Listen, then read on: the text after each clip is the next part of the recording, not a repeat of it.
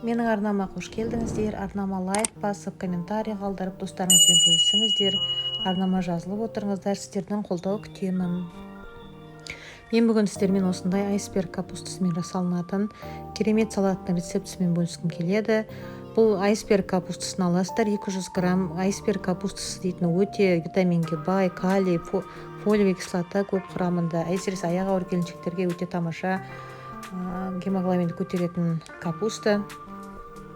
Осы капустаны алып барынша кубиктеп турайсыздар. Одан кейін бір қызыл бұрыштың жартысын ғана аласыздар. Оны да кубиктеп турайсыздар. Және де бір қиярымызды алып, оны да кубиктеп тураймыз қазір.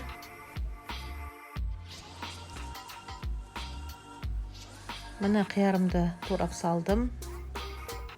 Бұдан кейін 2 жұмыртқа суға пісіріп алып, оны да кубиктеп салатыма қосамын.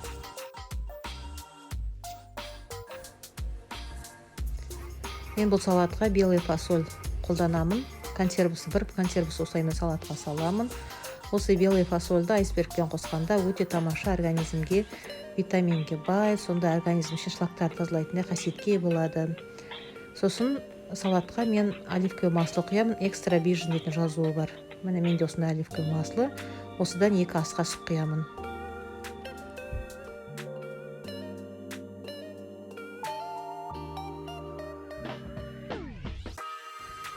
Салатты жақсылап тұрып араластырасыздар.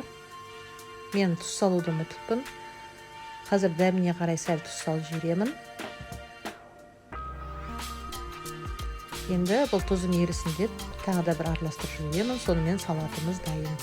Күнделікті кешкі асқа осы салатты жейтін болсаңыз, тамақтың орнына біраз салмағыңыз тастайтыныңыз анық.